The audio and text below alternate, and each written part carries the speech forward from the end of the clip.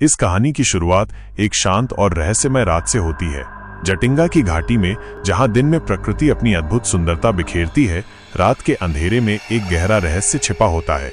यह कहानी उन स्याह रातों की है जब हवा में एक अजीब सी सिहरन महसूस होती है और आकाश से मौत के पंख फड़फड़ाते हुए नीचे गिरते हैं। यह कोई साधारण घटना नहीं, बल्कि एक सदियों पुराना शाप है, एक अनसुलझा रहस्य जो जटिंगा की रातों को खौफनाक बना देता है। अब कहानी आगे बढ़ती है, जिसमें जटिंगा के रहस्यमय पक्षी आत्महत्याओं के हर पहलू को विस्तार से बताया जाएगा। स्थानीय लोक कथाएं, प्रत्यक्षदर्शियों के अनुभव, वैज्ञानिक दृष्टिकोण और अनसुलझे रहस्य शामिल होंगे, ताकि ये कहानी आपको लगभग 1 घंटे तक बांधे रखे।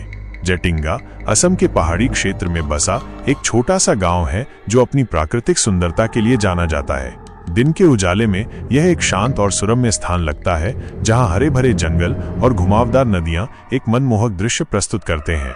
लेकिन मानसून के बाद आने वाली अंधेरी रातों में इस गांव का शांत वातावरण एक भयानक रहस्य में बदल जाता है।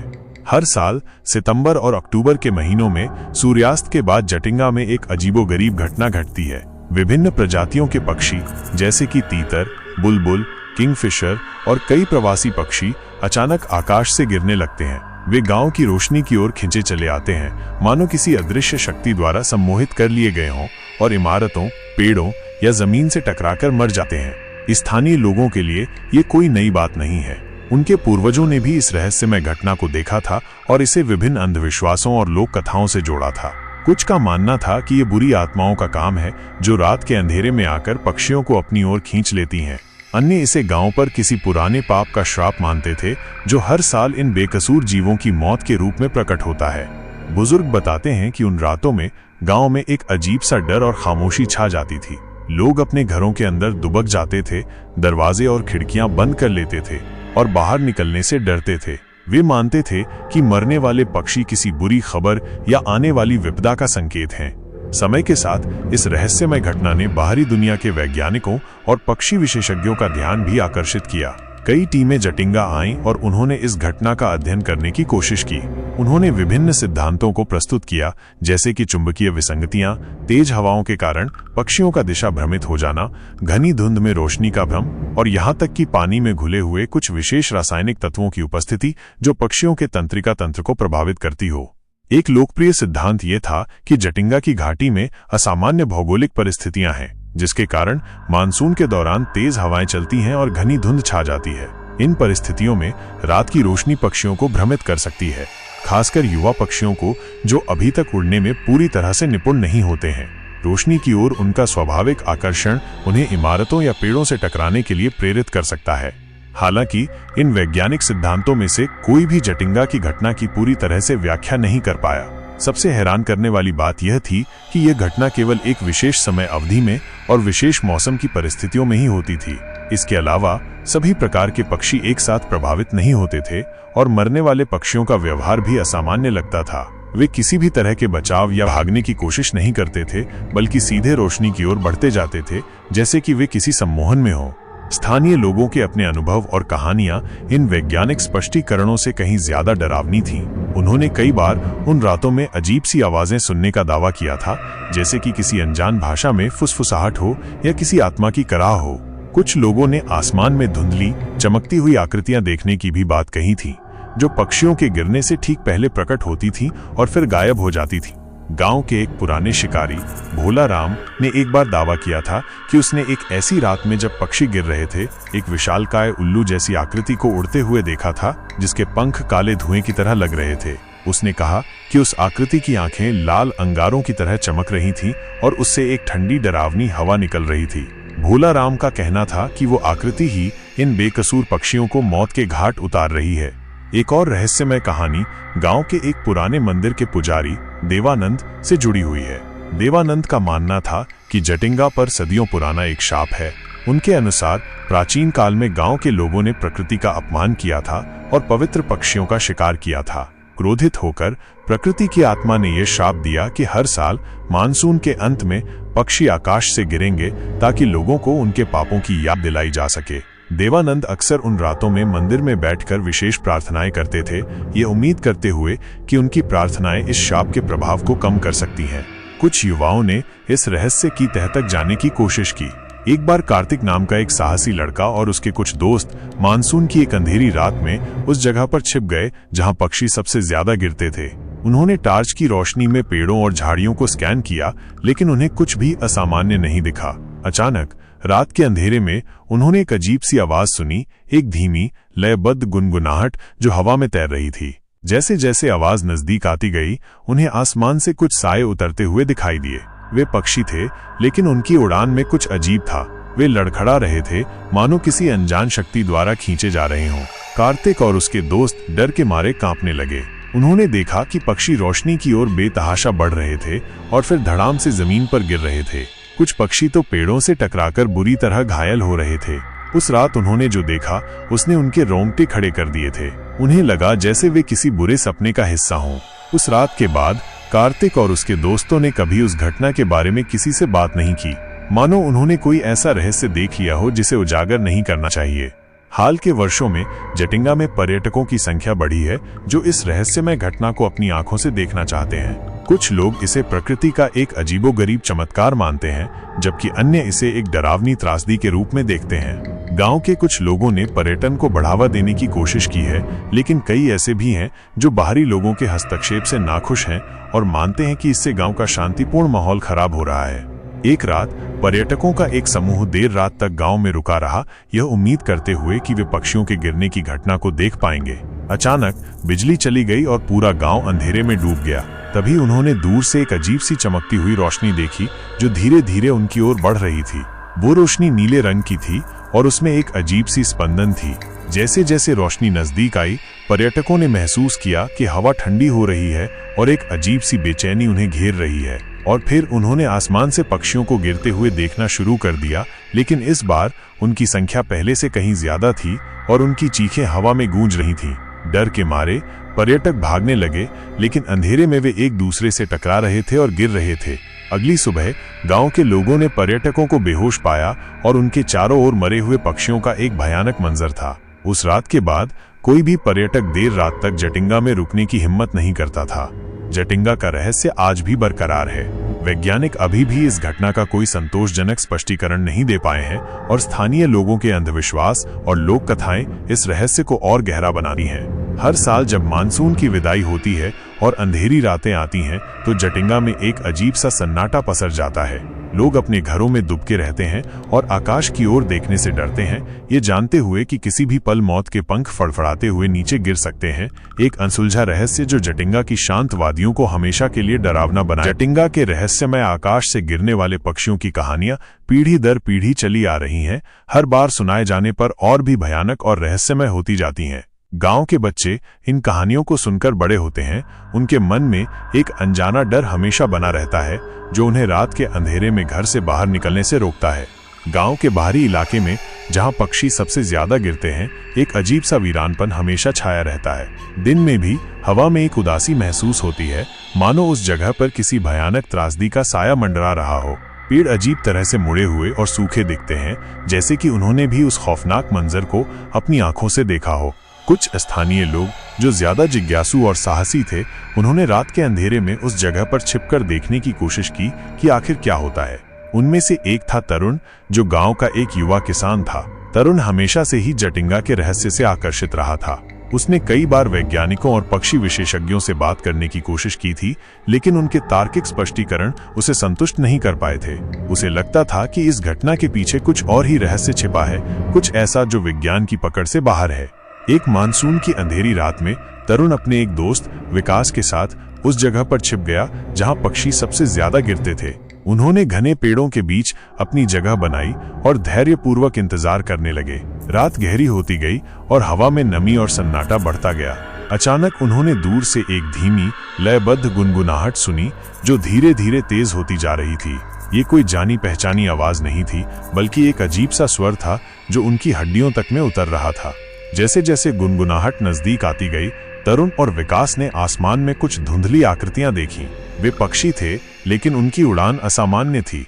वे लड़खड़ा रहे थे, पंख बेतरतीब ढंग से फड़फड़ा रहे थे और ऐसा लग रहा था जैसे कोई अदृश्य शक्ति उन्हें नीचे खींच रही हो। पक्षी गांव की रोशनी की ओर खींचे चले आ रहे थे। उनकी आंखों में एक अजीब सी चमक थी, मानो वे किसी सम्मोहन में हों। तरुण और विकास डर के मारे कांपने लगे। उन्होंने देखा कि पक्षी एक एक करके इमारतों, पेड़ों और जमीन से टकरा रहे थे और उनकी दर्दनाक चीखें रात के सन्नाटे को चीर रही थीं। तभी उन्होंने आसमान में एक और अजीब चीज देखी, एक धुंधली नीली रोशनी जो धीरे धीरे नीचे उतर रही थी। उस रोशनी में एक अजीब सी जीवंतता थी, जैसे कि वो सांस ले रही हो। जैसे जैसे नीली रोशनी नजदीक आई, तरुण को ऐसा लगा जैसे उसके आसपास की हवा ठंडी हो गई हो। उसे एक अजीब सी बेचैनी महसूस हुई और उसके रोंगटे खड़े हो गए। पक्षी उस रोशनी की ओर और भी तेजी से खिंचे चले आ रहे थे और उनकी मौत का सिलसिला और तेज हो गया था।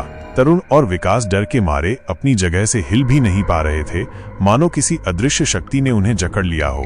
तभी अचानक वो नीली रोशनी गायब हो गई और गुनगुनाहट भी बंद हो गई। हवा में फिर से सन्नाटा छा गया, लेकिन नीचे मरे हुए और घायल पक्षियों का एक भयानक मंजर था। तरुण और विकास पूरी रात सदमे में वहीं बैठे रहे। सुबह होने पर वे डरते डरते घर लौटे और उन्होंने किसी को भी उस रात जो कुछ भी देखा था उसके बारे में नहीं बताया। उन्हें डर था कि लोग उन पर विश्वास नहीं करेंगे या उन्हें पागल समझेंगे। लेकिन उस रात का खौफनाक अनुभव हमेशा उनके दिलों में बसा रहा। गांव में एक और रहस्यमय व्यक्ति था, एक बूढ़ी महिला जिसका नाम पद्मा था। पद्मा गांव के बाहरी इलाके में एक झोपड़ी में अकेली रहती थी और उसे जड़ी बूटियों और पुराने मंत्रों का ज्ञान था। लोग उसे अजीब मानते थे और उससे दूरी बनाए रखते थे।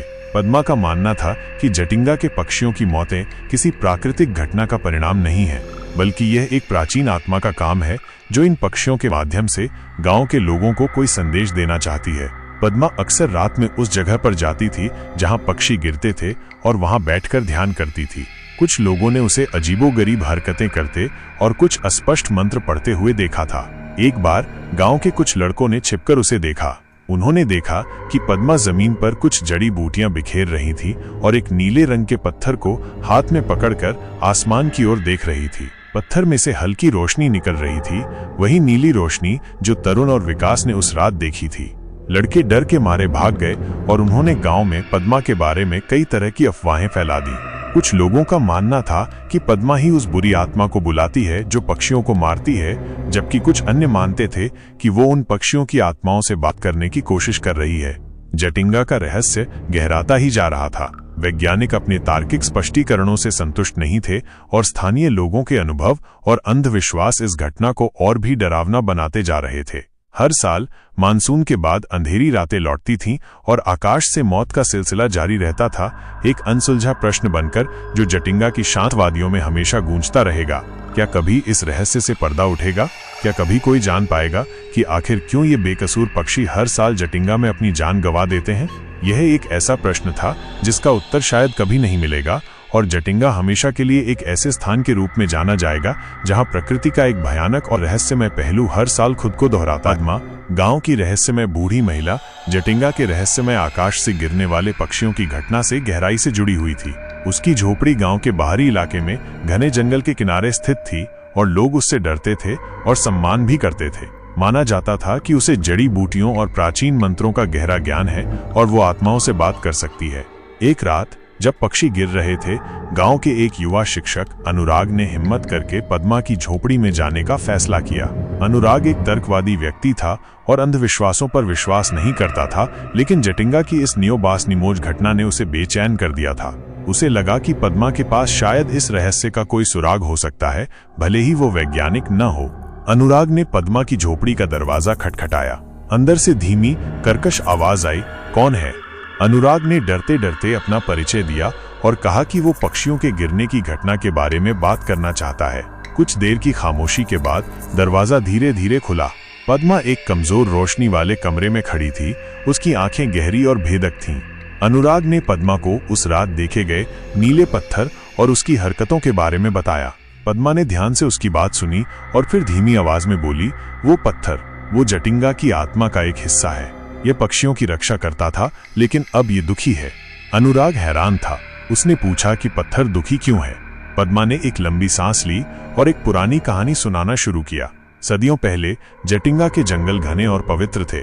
गांव के लोग प्रकृति के साथ सद्भाव में रहते थे और पक्षियों और जानवरों का सम्मान करते थे। लेकिन समय के साथ कुछ लालची और स्वार्थी लोग आए और उन्होंने जंगलों को काटना और जानवरों का शिकार करना शुरू कर दिया। प्रकृति की आत्मा क्रोधित हो गई और उसने गांव पर एक शाप दिया। शाप ये था कि हर साल मानसून के अंत में आकाश से पक्षी गिरेंगे ताकि लोगों को उनके पापों की याद दिलाई जा सके।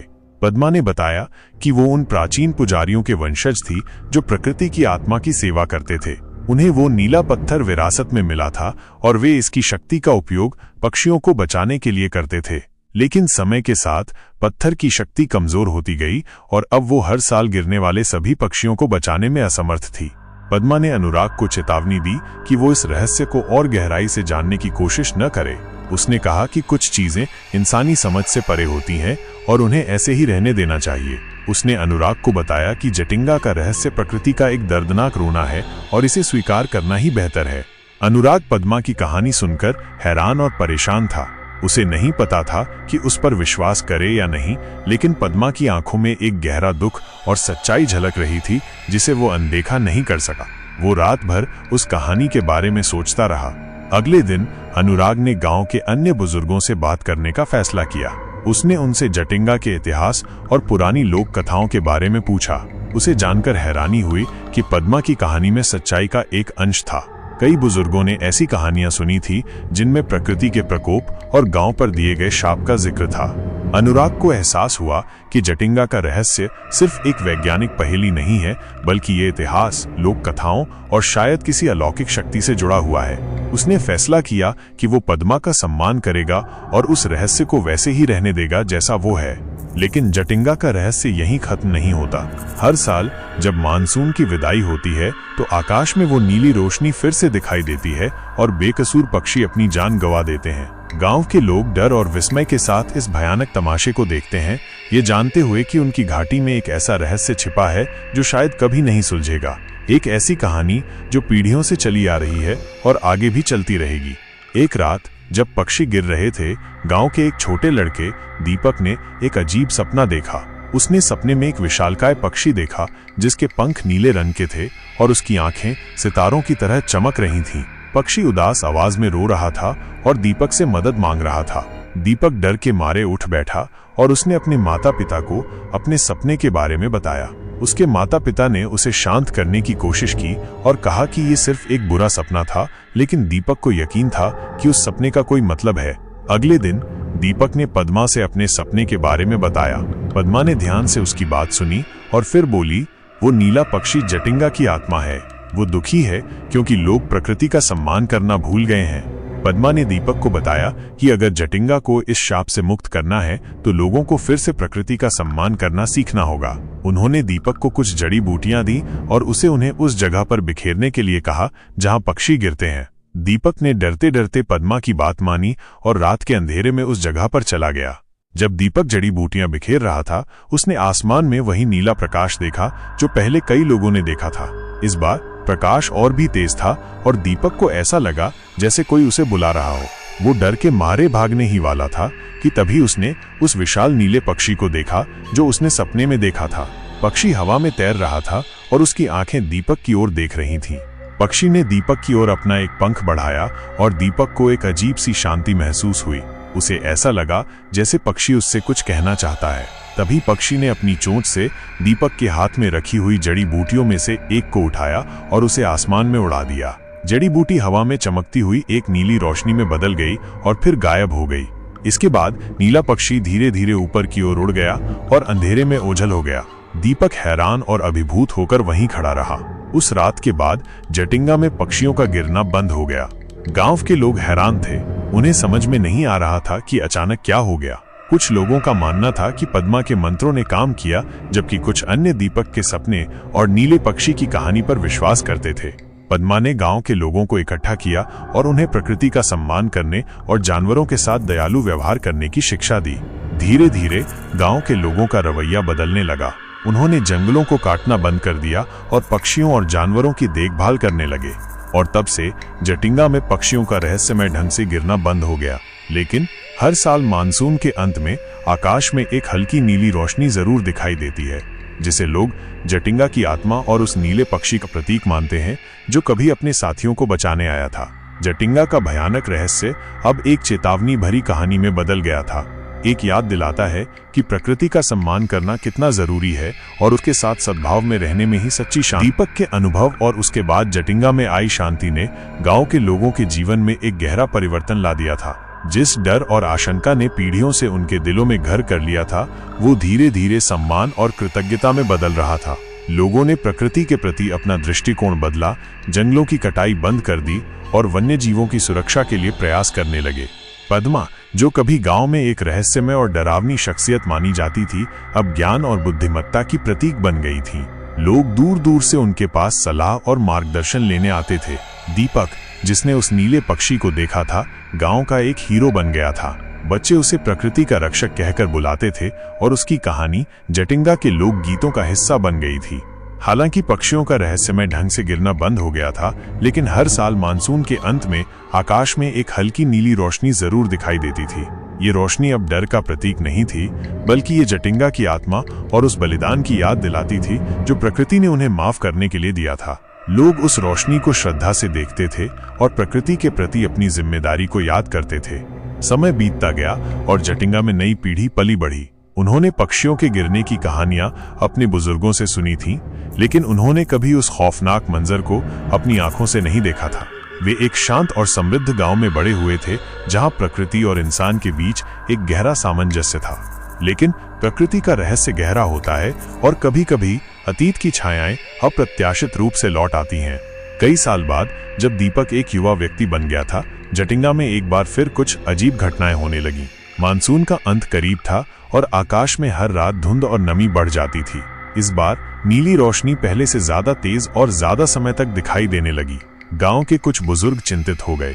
उन्हें डर था कि कहीं अतीत का शाप फिर से लौट तो नहीं रहा है। एक रात दीपक ने वही सपना फिर से देखा, विशाल नीला पक्षी, उदास और बेचैन। इस बार पक्षी ने दीपक से कुछ कहा, लेकिन दीपक उसकी भाषा समझ नहीं पाया। वो डर के मारे उठ बैठा और उसने पद्मा को अपने सपने के बारे में बताया। पद्मा चिंतित हो गईं।